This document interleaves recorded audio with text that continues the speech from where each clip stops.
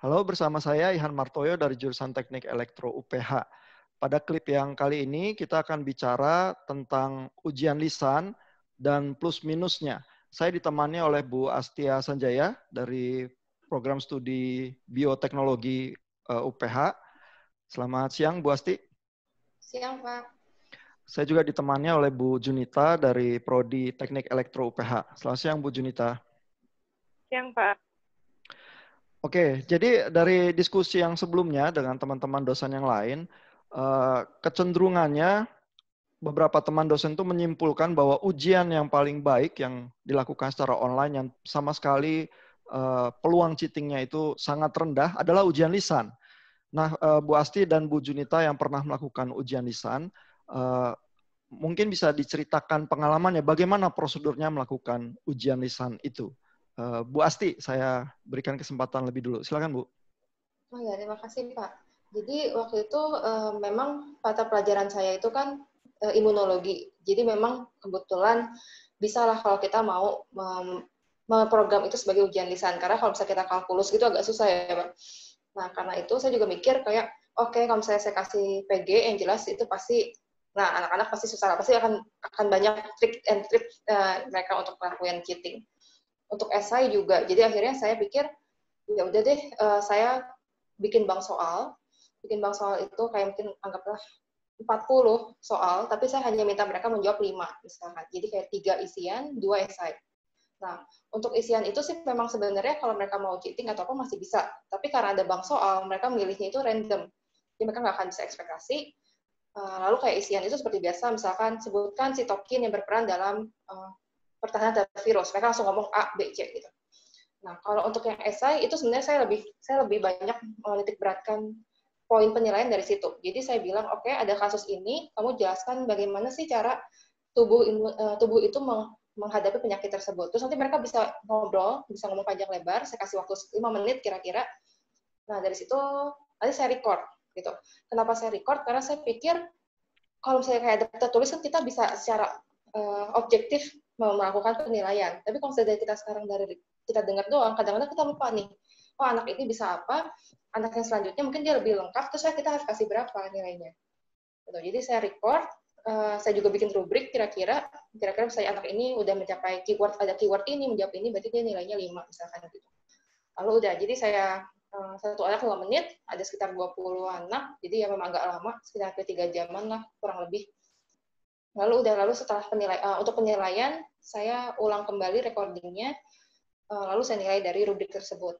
Nah, recording itu juga nanti fungsinya kalau anak-anak nggak terima nih nilainya segitu, dari mana? Jadi kita bisa kasih ini, recordingnya ini, rubriknya ini, makanya nilai kamu segitu. Oke. Jadi buat bank soal, prosedurnya bank soalnya dibagikan ke mahasiswa nggak Bu? Semacam kisi-kisi gitu atau tidak diberitahukan? Enggak sih Pak, tapi memang di hari terakhir saya kuliah, saya tuh kasih misalnya penekanan, misalkan yang ini yang paling harus kamu pelajarin, yang ini enggak gitu. Oke, terus dari 20 mahasiswa jadinya 3 jam ya. Jadi setiap mahasiswa itu sekitar berapa 5 menit ya Bu ya? Iya, tapi memang kadang-kadang ini sih Pak, kan ada mahasiswa yang bisa menjawab, ada yang enggak. Jadi kalau misalnya apalagi esai, kalau mereka sama sekali ngeblank, mereka nyerah gitu biasanya. Nyerah paling jadi, oke, kalau gitu saya nyerah 2 menitan selesai. Oke, dan melakukan recording sebagai catatan ya. Ya. Nah, sejauh ini ada yang komplain nggak Bu tentang modus ujiannya maupun penilaiannya? Untungnya sih enggak sih Pak. Pas mereka dapat nilainya, mereka diam-diam aja. Kayak mungkin fair lah gitu buat mereka. Oh iya ya, karena kan tugas kita juga ya menjaga fairness itu dan ada perlindungan pakai recording ya. Jadi kalau komplain memang ada yang bisa didiskusikan ya apa yang terjadi waktu Iya. ujian itu begitu ya. Sama Oke. kadang kan susah Pak mengcompare satu anak dengan anak lain, apalagi kalau misalnya kita esai, mereka kan bisa dari A bisa sampai Z gitu. Tapi ada dari A ke C ke B lagi. Jadi jawabannya sama tapi mereka muter-muter dulu gitu. At least kalau ada recording kita bisa keep track gitu ya mereka jawab apa. Betul, kalau diferensiasi 5 anak tuh gampang, 20 anak mulai susah begitu ya. Kalau 50 anak susah banget tuh gitu ya. Jadi memang butuh Betul. recording sih. Iya. Nanti kita akan bicarakan ya plus minusnya dari modus ujian semacam itu, tapi kita dengar dulu pengalamannya Bu Junita kalau melakukan ujian lisan di teknik elektro seperti apa, Bu? Oke. Waktu kemarin ujian lisannya juga kebetulan untuk mata kuliah yang nggak terlalu banyak hitungan, jadi bisa lisan. Kemarin sih termasuk yang gampang ya kalau dari kategori PAIH tadi, karena cuma berlima mahasiswanya itu kebetulan. Dan ujian lisannya itu ya via platform Zoom. Jadi waktu itu mahasiswa ditanya satu demi satu gitu, dikasih pertanyaan, lalu mereka menjawab. Untuk recordingnya recordingnya dilakukan karena dulu kan emang waktu masih kuliah pun pernah ada ujian lisan, jadi udah kebiasaan recordingnya itu ditulis. Jadi setiap mahasiswa itu dikasih pertanyaan apa, lalu mereka biasanya saya marking bisa tanya, bisa menjawab dengan lancar atau kurang lancar atau nggak bisa menjawab gitu. Nanti itu yang menjadi patokan untuk penilaian gitu. Lalu kebetulan sih kalau kemarin mata kuliah ini bisa lebih menjaga untuk subjektivitasnya dengan, karena ada 2 dosen yang menilai, itu membantu sih. Jadi kan kalau misalnya bingung gitu bisa ada opini kedua gitu ya. Nah, sebagai untuk kalau tadi Bu Asia kan pakai recording dari hidungnya mungkin ya, kalau kita nanti jadi buktinya kalau sampai ada dispute, yaitu tadi catatan note itu yang bisa jadi bukti mereka bisa menjawab atau enggak dan jadi dasar untuk penilaian gitu sih. Iya, waktu untuk 5 mahasiswa itu makan waktu berapa lama, Bu Junita?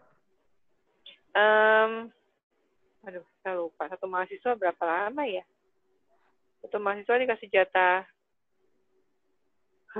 Sekitar berapa lama ya, 30 menit sih. Waktu itu selesainya 2 jam ya. 30. Iya, jadi 5 mahasiswa 2 jam. Terus kalau Bu Asti 20 mahasiswa 3 jam ya. Itu karena ada ini juga sih Pak, misalkan kan saya Zoom saya nggak premium, jadi setiap 40 menit sekali mati.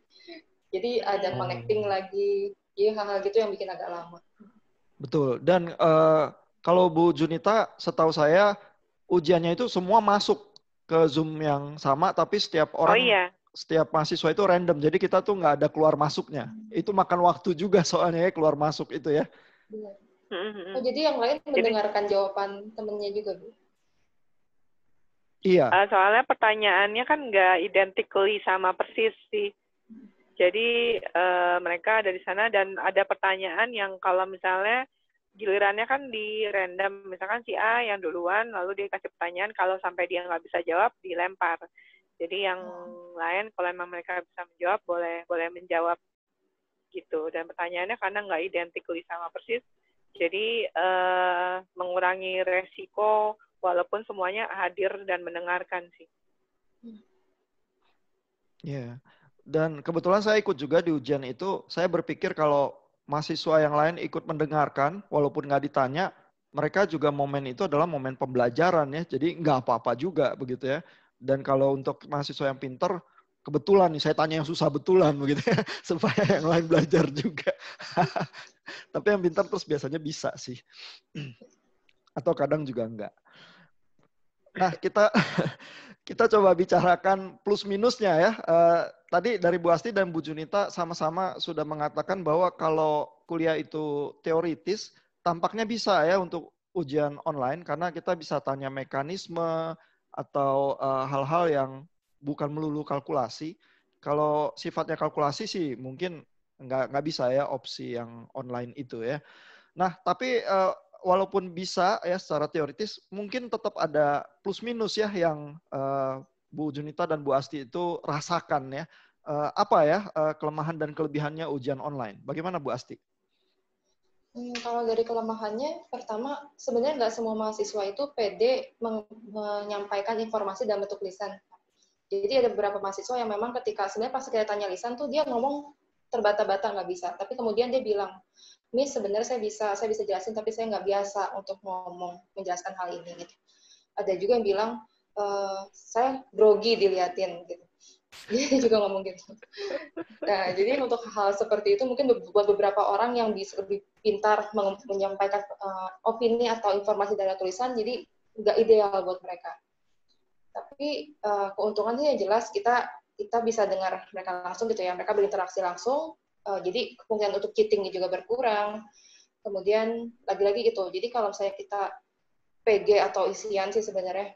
Kita kan punya satu nilai yang fix gitu. Berarti ya mereka salah 0. Tapi kalau misalnya mereka side dan mereka mengungkapkan pendapat, ada yang kadang-kadang tuh sebenarnya nggak exactly sama, tapi penalaran mereka tuh nyampe sebenarnya. Nah dari situ kita bisa tambah poin juga. Gitu. Nah, itu tadi kelemahan dan kelebihannya. Tapi kalau saya dengar Bu Asti jelasin kelemahannya, jangan-jangan itu kelebihannya nggak, di mana mahasiswa itu belajar mengartikulasikan secara verbal pengetahuannya ya. Dan skill semacam itu kan dibutuhkan ya kalau di pekerjaan ya. Kamu sehebat apapun kalau nulis, kalau ditanya kamu harus bisa jelasin kan gitu ya. Oh betul. Tapi ada Pak, jadi kelihatan banget buat mereka yang biasanya menghafalkan, hafal mati. Jadi satu slide itu mereka hafal mati. Ketika mereka ngomong, mereka tuh benar-benar exactly dia akan ngomong urutan informasi di slide itu. Benar-benar kayak baca gitu. Jadinya ya. Iya. Tapi itu juga kelebihannya ujian lisan ya, karena kalau pertanyaan yang level pertama, mereka jawabnya pasti klise. Oh, secara teori ngomongnya gitu. Ya, tapi abis itu kan kalau lisan kita bisa ada pertanyaan susulan. Yang kamu maksud kalau kamu ngomong begitu tuh apa gitu ya? Dan dia terpaksa mengartikulasikan lebih dalam lagi gitu ya. Dan kalau ujian tertulis kan nggak ada ya opsi-opsi itu ya. Jadi mungkin jangan-jangan keuntungannya jauh lebih banyak daripada yang kita bayangkan ya ujian lisan itu. Iya. Mungkin asal koneksi internet bagus, Pak. Betul. Ya itu syarat mendasar. Kalau nggak grogi orang-orang ya. Dilihatin Bu Asti aja udah grogi, apalagi kalau koneksinya jelek ya. Bu Junita, gimana Bu plus minusnya ujian online, Bu? Ujian lisan?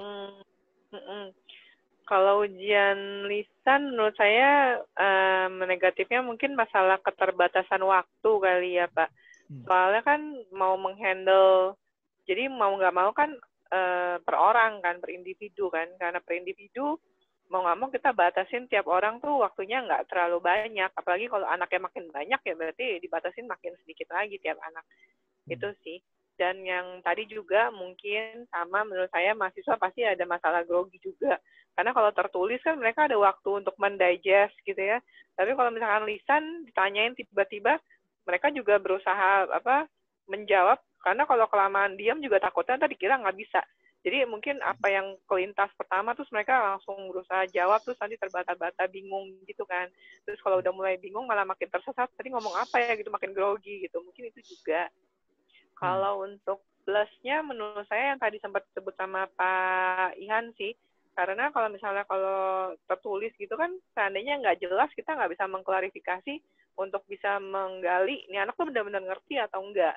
Tapi kalau lisan gitu kalau kita bingung masih mau mencoba menginvestigasi dia ini kebetulan ngomongnya keywordnya pas atau dia benar-benar ngerti atau enggak kita bisa coba kasih pertanyaan lanjutan yang masih related gitu loh. Dan tiap orang kan beda-beda. Kalau misalnya kita tulisnya dalam pertanyaan tertulis itu kan mungkin pertanyaan lanjutannya tiap orang tuh nggak bisa disamaratain gitu. Dan saya pribadi sih sebenarnya waktu saya sendiri masih kuliah saya ngebayanginnya kayaknya ujian lisan tuh lebih enak ya karena kita tuh nggak terbatas dengan tulisan. Kalau tulisan itu justru untuk saya sih rasanya menjelaskan sesuatu pakai tulisan itu lebih sulit daripada kalau saya mau ngomong kayaknya lebih enak gitu menjelaskan sesuatu yang mungkin kadang abstrak gitu ya kita babbling gitu kan tapi masih bisa lah lebih banyak hal yang mungkin tercakup daripada tulisan kita kan berusaha membatasi mau ngomongin apa gitu sih. Ya, jadi ada keuntungannya juga ya bisa ditanya lebih jauh itu tadi. Cuman limitasinya memang yang kita nggak bisa lari adalah waktu ya. Dan kalau kita jadi mau cukup intensif, katakanlah satu orang memang dikasih waktu 20-30 menit, 20 orang itu bisa makan beberapa, bisa hitungannya hari gitu kali ya. Karena memang harus dikasih waktu yang dedicated ya untuk melakukan itu. Tapi nggak bisa di-cheating, bisa tanya cukup dalam. Dan mungkin hasil ujiannya sih juga bisa teruji dengan cukup baik ya. Limitasinya waktu. Nah, kalau misalnya ya, ini kan di semester depan memang masih pandemi ya. Di dalam praktek yang ibu-ibu lakukan, kalau misalnya nanti ada kesempatan ujian lisan lagi ya, ada plan bagaimana memperbaikinya nggak? Jadi kalau saya ujian lisan lagi, saya akan lakukan yang ini dan itu, terutama kalau online gitu. Misalnya ada usaha-usaha bisa memperbaiki nggak? Bu Asti, ada usulan-usulan? Mungkin ini sih Pak ya, kalau kemarin tuh saya sebenarnya bilang ke mereka ya ujian lisan aja gitu. Mereka tuh nggak gitu nangkap sebenarnya bentuknya tuh seperti apa. Jadi ya itu kaget terbata-bata. Mungkin next time karena saya udah tahu nih, berarti saya harus lebih kasih tahu lah mereka. Jadi ntar ada rubrik, dikasih waktu segini. Jadi biarkan waktu mereka belajar, mereka tuh belajar sambil berusaha untuk menjelaskan secara lisan juga. Gitu. Jadi udah tahu. Dia kemarin banyak yang bilang kaget gitu. Kaget nih saya nggak pernah ternyata kayak gini dan waktunya juga sebentar gitu. Mungkin itu sih yang bisa diimprove. Iya, jadi strategi belajar untuk ujian lisan sama ujian tertulis itu tampaknya beda ya. Dan ujian lisan harus memang siap dibombardir dengan pertanyaan susulan, tetapi juga mungkin kalau dosennya waktu bertanya itu justru menolong ya dengan keywords tertentu atau arah pertanyaan tertentu, dia bisa terbantu, tapi dia harus belajar yang mungkin metodenya lain ya supaya bisa ikut mengambil keuntungan ya. Jadi kalau diumumkan di awal bahwa nanti ada ujian lisan, terus rule of game-nya dari awal udah diberitahu, bisa mengurangi keterkejutan itu ya. Tapi kalau orang belum pernah sih biar bagaimana terkejut sih. Cuman kalau dikasih tahu dia bisa lebih rileks lah daripada tensinya terlalu tinggi gitu ya. Iya. Kalau Bu Junita gimana Bu? Apa kalau harus ujian lisan lagi ada hal-hal yang terpikir untuk perbaikan ya Bu ya? Kayaknya sih kalau untuk mata kuliah yang kemarin itu menurut saya sih udah oke sih ya. Kalau untuk mengatasi kesyokannya mahasiswa ya mungkin bisa diatasi dengan ada satu kuis atau apa gitu yang dicobain lisan dulu sehingga mereka ngerasain lisan tuh seperti apa dan itu nilainya impact-nya nggak langsung yang drastis gede kayak ujian atau mungkin tapi kalau anak mahasiswa sudah sering presentasi lalu ada tanya jawab dalam presentasi itu juga kan kurang lebih seperti kayak kuis atau ujian yang ditanyakan secara lisan sih. Yang menurut saya kalau yang kemarin rasanya sih sudah oke. Paling yang semester depan kan nanti saya ada pegangnya untuk pemrograman. Lebih ujian lisannya tuh lebih ke terarah karena kan biasanya mereka bikin proyek, lalu dari proyek itu mereka presentasi, dari sana kan saya nanya, kurang lebih jadi sama kayak ujian lisan sih. Kayak gitu sih Pak. So far sih rasanya udah oke sih menurut saya. Kebetulan mahasiswa yang kemarin ujian lisan itu dia juga udah pernah ujian lisan di mata kuliah lain ya. Jadi mungkin kadar syoknya lebih rendah, cuman tergantung dia belajarnya seberapa dalam aja kalau ditanya pertanyaan susulannya dia masih bisa atau enggak begitu ya. Oke, kalau gitu terima kasih untuk diskusinya. Semoga ini berguna buat teman-teman dosen lain yang mendesain ujian lisan. Sampai jumpa.